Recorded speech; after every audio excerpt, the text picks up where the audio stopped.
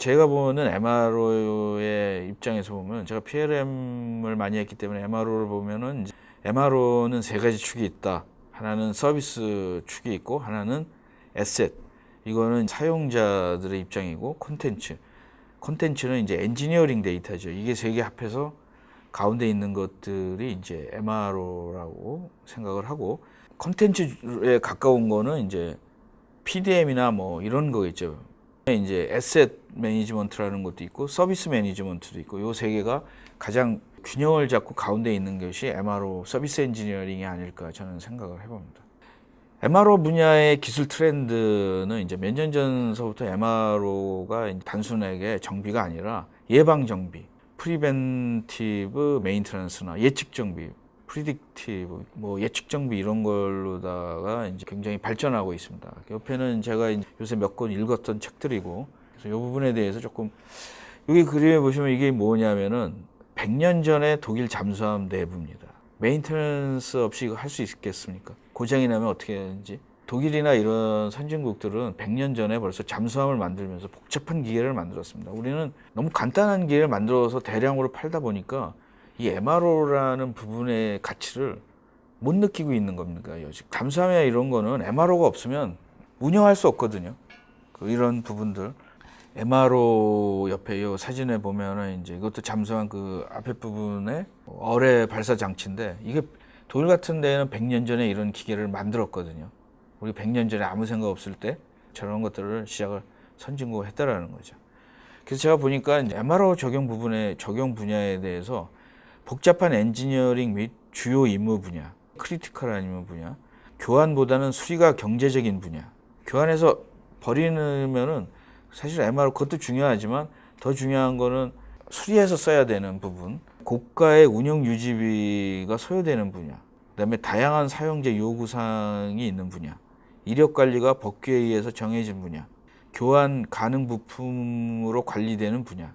예를 들어서 이게 이제 LRU라고 그러는데 라인 리프레스 유닛 사용 분야인데, 항공기나 뭐 자동차나 이런 거에는 사용 시간이 빨라야 되거든요. 그거를 내가 고친다고 갖고 들어가서, 항공기 같은 경우에 뭐 조그만 고장 났는데 이걸 고치기 위해서 올스톱 할 수 없잖아요. 그래서 어떤 유닛으로 돼 있어 가지고 그것을가 좀 이상하면 그거 빼고 거기에다 껴서 일단 비행기 띄우고 그 타이어처럼 갈아버리는 거죠.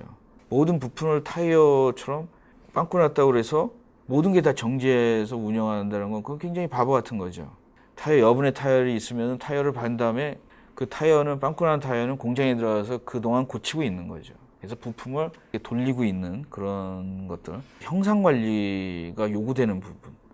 형상 관리가 요구되는 부분은 많습니다. 뭐 원자력, 거대. 우리가 지금 그 형상 관리가 저런 부분도 리스크가 많은 부분들이 있지 않습니까? 요새 전염병 이런 데도 형상 관리를 해야 돼요. 엔지니어링 형상 관리를 해야 되는데 이런 것들을 못하고 이제 아무 뭐 저희가 없죠.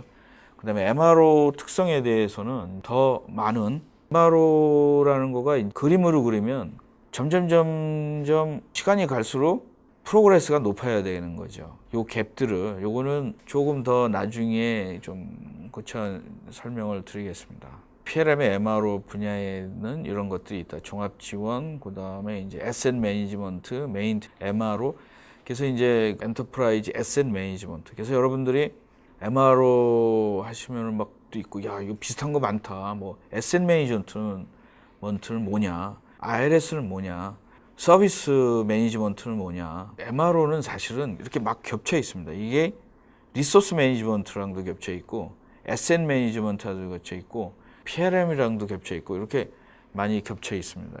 종합군수지원은 이제 사실 종합군수지원은 MRO의 어떤 뭐 OEM의 개발 회사의 MRO라고 말씀드릴 수 있는데, MRO에 대한 개념들에 대해서 유지보수, 정비, 수리, 분해 검사. 예를 들어서 오버홀을 여기는 이제 정밀 분해 검사라고 해석을 했습니다. 통합 지원 체계 IRS, 서비스 공학, 시설 관리, 서비스 관리가 에셋 매니지먼트, 정비성, 신뢰성, 안정성 이런 것들이 있습니다. 그 MRO가 사실은 여기 보면은 필드 오퍼레이션이 있고 서플라이 센터가 있고 워크센터가 있죠. 여기는 이제 창정비나 뭐 공장에까지 들어가는 거죠. 이런 이렇게 MRO가 이렇게 한 분야에서 있는 게 아니라 이렇게 전문화되어 있다라는 거죠. 간단하게만 설명을 드리겠는데 MRO 보험이나 뭐 서비스 보험, IRS 보험이라는 게 있습니다. 그래서 엔지니어링 보험을 가지고 이거를 어떻게 라이프 사이클, 오랫동안 이 제품의 라이프 사이클 또한 운영할 때 어떻게 할 것인가. 그리고 이제 항공기 같은 경우에는 호기별로 다 관리해야 됩니다. 예를 들어서 여러분들 그 보험에 대해서 조금 아시는 분들이 있겠지만 엔지니어링 보험이나 생산 보험은 대표 보험이에요. 예를 들어서 하나를 가지고 찍어내는 겁니다. 엔지니어링 보험은 수십 개가 있지 않아요. 모델당 대표적인 게 하나 있어요. 근데 MRO 보험은 하나하나가 다 다릅니다. 내가 항공기를 10대를 운영하고 있으면 10대가 다 다른 거죠. 그 보험이. 그리고 1호기, 2호기, 3호기 다 다릅니다. 그래서 호기별 관리라는 거죠. 예를 들어서 그 발전소에서 터빈이 5개가 있다면 그 터빈이 호기별 관리를 하는 거죠.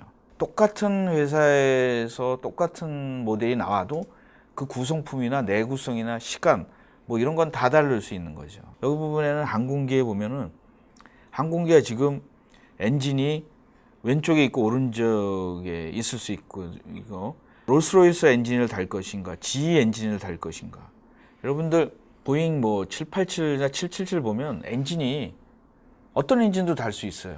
뛰었다가 GE 엔진도 달 수 있고, 뭐 타이어도 마찬가지지 않습니까? 타이어가 이 자동차에다 이 타이어는 뭐 A사 타이어도 있고, 근데 그걸 뭐 섞어서 쓰지는 않겠죠. 여기서도 섞어 쓰지는 않습니다. 그렇지만 어떤 회사들 경우에는 뭐 GE 엔진을 달 수도 있는 거고, 뭐 아닐 수도 있는 거고, 그 엔진 체계가 완전히 다른 거죠. 그거에 대해서 시간수도 다르고 이런 관리를 해야 된다. 분야에서 이제 결론을 좀 말씀드리면, 이 분야에는 정보통신 기술, PLM, 엔지니어링 데이터, 빅데이터, 이제 모바일, 정보 시각화 등과 결합해서 이제 발전되고 있습니다. MRO가 그 전에는 그냥 뭐 이렇게 문서로가 했었는데 요새 비주얼라이제이션으로 해서 디지털 매뉴팩처링처럼 뭐 하고 있고, 현재까지는 항공우주 산업에 발전되는데 미래에는 스마트 공장과 산업용 사물 인터넷, 가상물리 시스템, CPPS 등의 적용이 가능하다고 생각이 됩니다. 이런 분야들, 광의 MRO 분야는 스마트 공장이나 가상물리 생산 시스템, 산업용 IoT, 예방 정비, 예측 정비 분야에 빅데이터나 머신러닝을 적용하는 것도 예상이 되고 있습니다. 여기까지 오늘 강의를 하고 질문을 좀 받도록 하겠습니다. 오늘 양이 많아가지고 빨리 저기를 했었는데, 다음 기회가 있으면 이제 서비스 보험을 어떻게 만드는 거지. 왜냐하면 실적으로 이런 거고 왜 해야 되는지의 비즈니스 가치, 그리고 뭐 트렌드에 얘기했는데, 엔지니어링이기 때문에 조금 엔지니어링 지식들이 필요한 분들이 있을 거예요. 그래서 그런 분들은 따로 한번 강의를 더 깊게 하겠습니다.